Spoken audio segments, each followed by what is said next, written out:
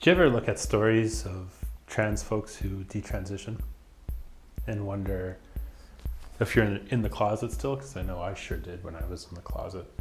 What's the point if that's just what you're going to do in the end anyways? I don't know if this video is for you. I don't know if this video is for anyone. Just a few thoughts running through my head that I just wanted to get out. No hair, no makeup. This is me, fresh out of the shower. Just set up the camera. This is the extent of my lighting tonight. But looks like I need to shave too. 9 laser sessions and I still need to shave. So I'm using a headset tonight to record this video. My 13-year-old is on the other side of a very thin wall, and my Google Pixel, Team Pixel, has an awesome onboard microphone that's actually picking him up. I'm hopeful using the lesser quality dollar store microphone that you're only picking me up and you're not hearing the excited sounds of a 13-year-old talking with his friends. So trying something different for my 10th video, just very candid, off the cuff, kind of stream of consciousness stuff. My head's been a lot of other places the last 2 weeks or so, probably since my last video. It's been 2 weeks tomorrow since I got back to Calgary from Vancouver. It's happened a lot to think about. My head is really spinning. I'm gonna deal with the fallout of going to Vancouver and just some of my experiences there, and just some of the stuff going on in my life, both personally and professionally. Just lots of stress, and I just wanted to get it out. Well, if you're up for that, make sure you smash that like button, subscribe if you've liked any of my videos or you've gained any value from the videos that I've posted. I get the messages. I read every message that you send. Every other trans person who sends me a message, to help out family members of trans kids and try and find resources where they live or point them in at least a direction to help. It is something that an unexpected side effect of launching these YouTube videos that I've really come to appreciate. My time in Vancouver was awesome. It was great to be with my family, my siblings, just to stay in a very, very close orbit to downtown. Really not to leave that area too much other than to see my mom. Never lived downtown, but I spent so much time there. Even as a child, my father owned a bar a block or two away from where my brother lives now. My dad worked half a block from the office that I was working at when I was there. I'm sure that colleagues of mine, in fact, I know for a fact that colleagues of mine have had presentations and meetings where my dad worked. So I had a lot of thoughts about privilege running through my head while I was in Vancouver. Privilege still here. The privilege I walked away from, I abdicated in every capacity: financial, emotional, societal, physical, professional. Safety is my #1 concern now.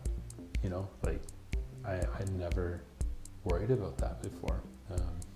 Is it safe to leave the car and walk across the street? I had massive panic attack while I was at the Canucks game. Couldn't find a washroom, and it was terrible. But it was a tough night that night, and just made me really realize how much I have taken things for granted in my transition. Grateful for friends. I had a friend who just happened to message me in that moment, and she just kind of kept me level through it. But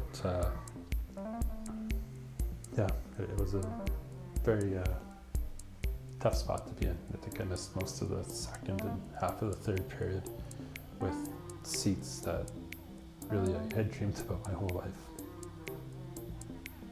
Sobriety is something that I've given a huge amount of thought to over the last 4 months. Officially speaking, clinically speaking, medically speaking, I don't have an alcohol problem. I've talked to people, professionals. I was able to stop drinking for weeks or even months at a time.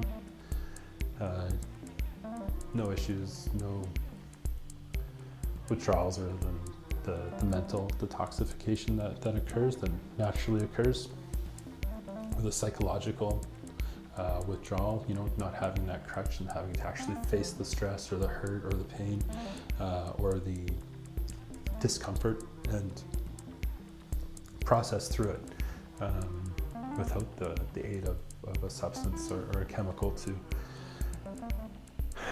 take the edge off, which is what I did for so long. But it has been 2 weeks now since I've had something to drink. Took about 4 or 5 days. Very significant anxiety, constant anxiety. I like beer, I like a glass of wine, but even with one glass, I notice it impacts me. Couple beers, not really. One cocktail's fine as well, no real impact the next day. But wine levels me now. Just mentally, it just kills me. And I need to figure that out. I don't know what to make of it, but I do notice when I have wine, there's a cost the next day. So I had wine, I had beer, I had picklebacks, and Negronis or other things, and probably drank more in 5 or 6 days than I had in 5 or 6 weeks prior. And so yeah, I think just psychologically, I needed to detoxify my brain there. And one of the side effects of that is the anxiety, at least in my experience. I think it's also tied into coming into female range hormonally 6 months ago, 7 months ago. So I'm not drinking, but I don't know that I'm sober, I guess. I'm trying to be sober, but it's not something I know that I can claim. So I'm still working through that. I do like how my brain feels with no alcohol. It feels on point. Just a couple of different things that I've been thinking about.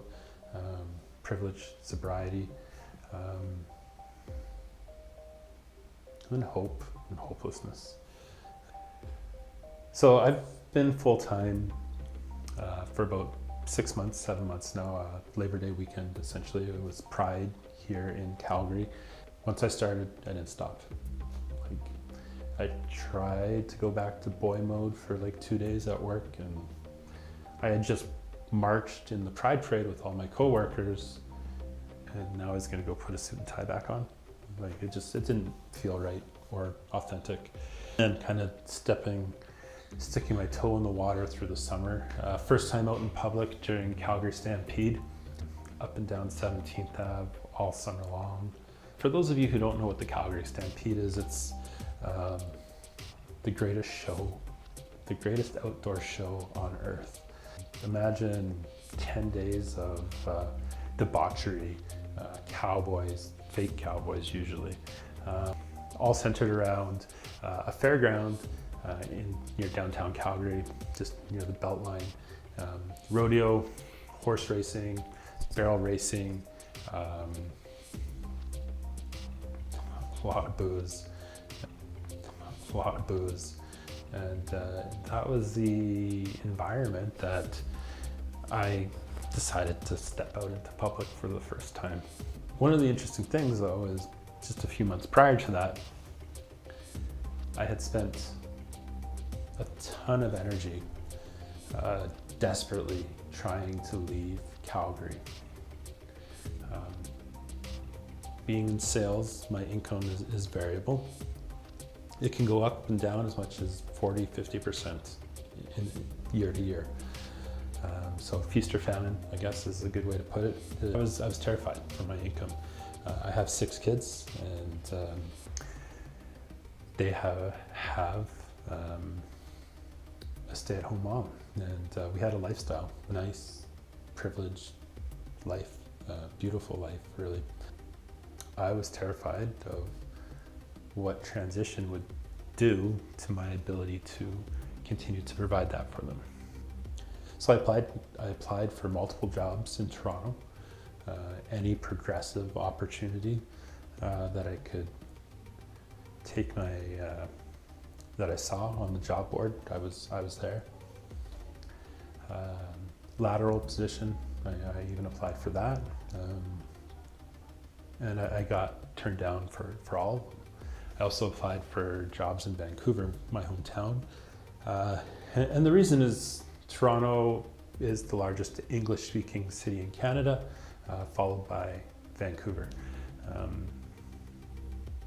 I don't know if Calgary is the 3rd largest, maybe metropolitan speaking area, but certainly from an economic, political, cultural perspective, I'm going to put it over Hamilton or Kitchener-Waterloo or anywhere else in the Golden Horseshoe. So if you take exception to that, for those of you in the 905, feel free to leave comments down below. I'd love to hear your perspective on that. I love Toronto. Absolutely loved it. I've been there close to 50 times. Mostly though I'm downtown Toronto for work. Anyways, I wanted to escape this city. And something that people, I think, might not understand who are watching this from elsewhere in the world or elsewhere in North America is that Alberta, as a province of Canada, is typically regarded as the most conservative province there is. And Calgary or Edmonton, two biggest cities here in the province, are generally regarded as redneck, conservative, Bible thumping, homophobic, not generally progressive places. But typically speaking, the rest of the country looks down on Alberta as a bunch of cowboys and backwards hillbillies. And so I was terrified, I was scared. And it's one of the reasons why I'm very, very clear in my videos that I live in Calgary. I want people to know that this can be done in this city, in this province. Whether you're in Three Hills, Trochu, Fort McMurray, Grand Prairie, Lethbridge, Crow's Nest Pass, Lloydminster, Edson, Hinton, Drayton Valley, Rocky Mountain House, or anywhere in between. There are resources, there are supports, and this is such an amazing place to transition. In the ensuing months since the Calgary Stampede, which is typically the 1st or 2nd week of July, and then going full time at the end of summer, I've had very few situations throughout Alberta. I travel all through Alberta for work. I can be in the middle of nowhere with an oil and gas company, hanging off the back of a vacuum truck in a wash bay, talking to a bunch of blue-collar guys in their blue coveralls and safety vests, or I can be downtown in the corner suite talking to the CFO or the CEO, trying to analyze trends and figure out the reports I've laid out in front of them. Where I was going with all this is I was terrified, and I thought I had to move to Vancouver or Toronto to be safe physically, to be safe psychologically, free from bigotry, free from physical abuse, free from professional malfeasance, if you will. Like I thought people would throw me out of their office. I thought clients wouldn't want to see me.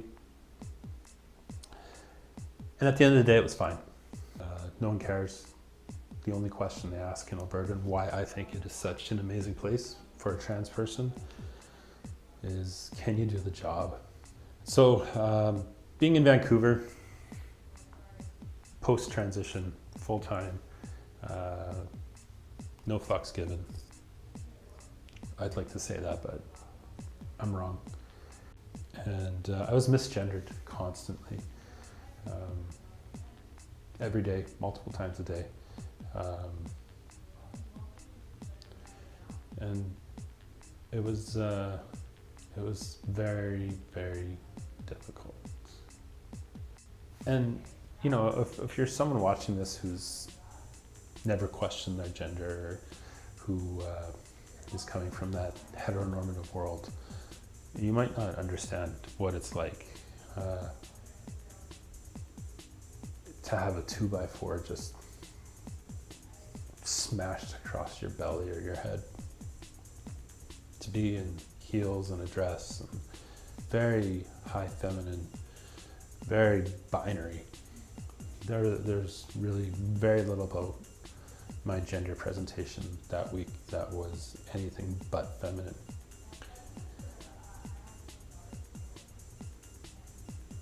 And to be called sir. None of it was done with malice or an intent to injure or hurt or harm. It was really just people not caring.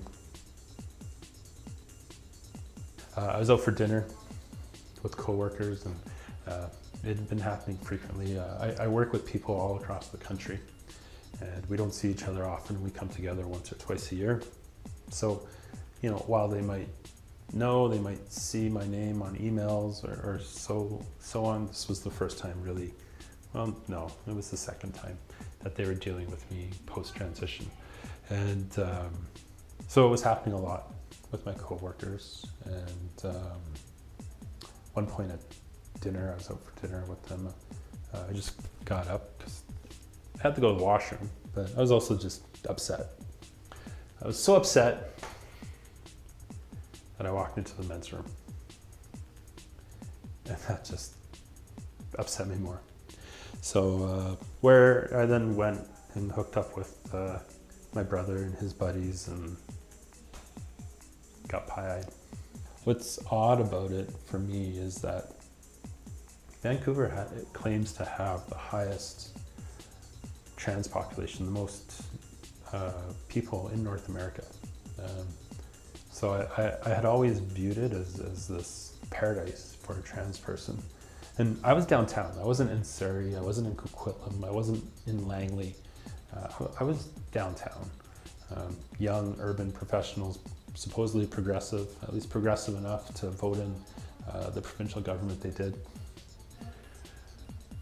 And I guess the grass isn't always greener on the other side. So I was very grateful to come back here to Alberta, to Calgary. You know, it's not just where my kids live, it's my home now too. I've always loved Alberta since moving here in 2002. I've just really appreciated the opportunities that exist here and the ability to just create your own future. I've only lived in Calgary for 4 years. Well, I've only lived in Calgary for like 8 months, but lived in the Calgary area for 4 years. And it's amazing here, it's beautiful. You got the Rocky Mountains an hour and a bit away, and you can be at 7,000 feet in 90 minutes. The highest paved road in Canada. It's paradise there. Those are a few of the thoughts. And then that all leads me to kind of coming back and the anxiety. I don't know if it was depression, if I am depressed. Then it leads to hope and hopelessness. Like, So have I just created these bubbles here with friends, with colleagues, with clients, these safe places in my community where people don't question your gender, they don't misgender you,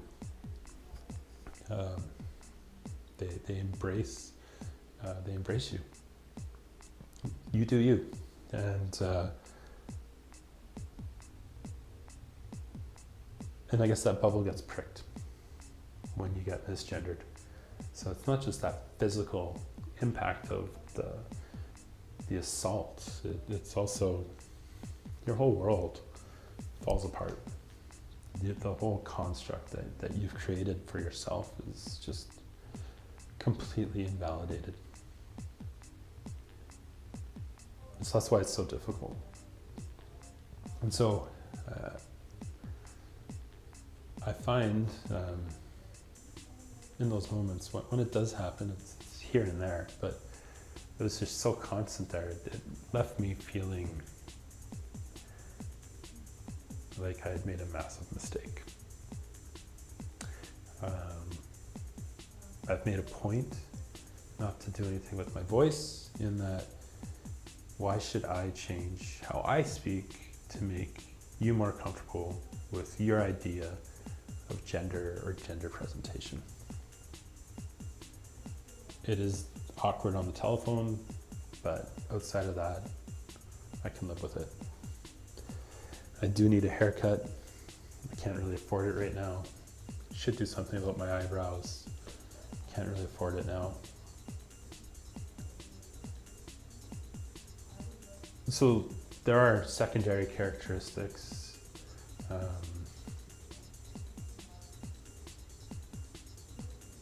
But yeah, it's this profound sense of hopelessness, just loss. Because there is a transaction to transition. There is a cost. If you're older, if you have children, if you're married, if you have a job, a career, friends, family. By and large, my family has been very supportive, and I'm so grateful for that.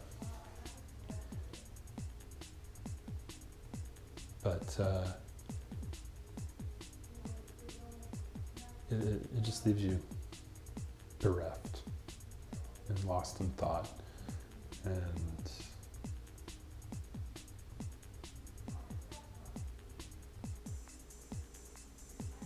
it's not so much a question of was it worth it, it was a question of what am I doing wrong? What have I done?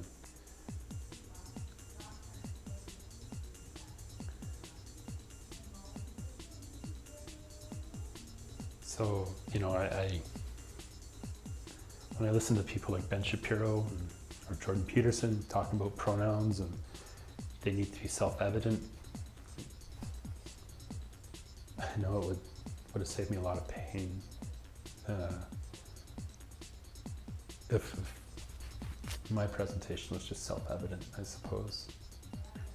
And it's not, even in a skirt, even in heels, even with my face done.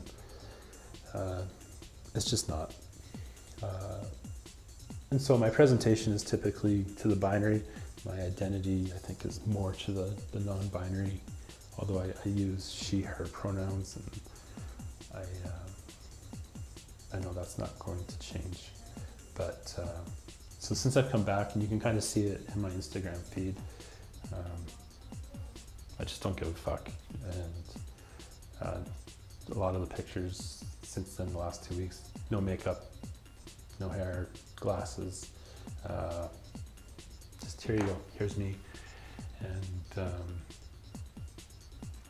with my youngest children, that's typically how I present when I'm with them. Like, they know I have those clothes, they know the makeup is mine, they play with my shoes, but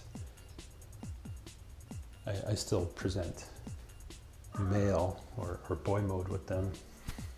And I'm comfortable. I've come to a place of comfort with that, in that my transition is complete.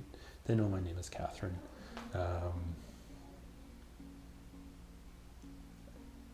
I'm just more worried about them and where they are, where they're at in terms of understanding the transition and what that means.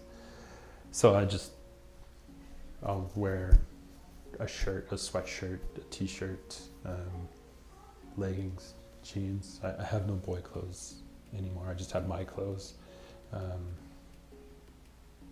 No makeup, hair not usually done. So I actually kind of,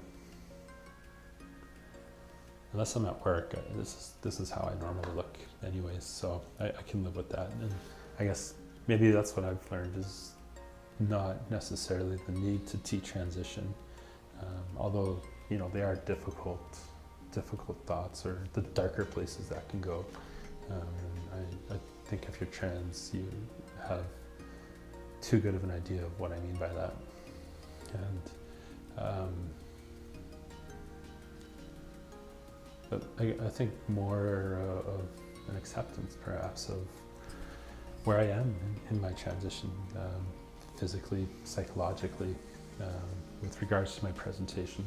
Undoubtedly, estrogen is a wonder drug. There's no question of what it's done to my body, in my cheeks, in my face. Pretty sure it's changed my eye color. Shoes I bought in September are now too big. Like I had already lost, I'd gone down from a size 12 women's to a size 11 in the fall, and now those size 11 shoes are too big for me.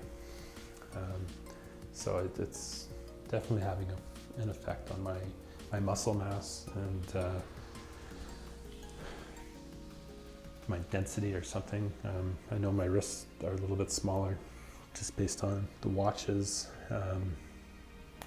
Shoulders still give me grief, especially with blazers or sweaters. That's my only real source of dysphoria these days, actually, is my shoulders and my arms, even though they've shrunk so much.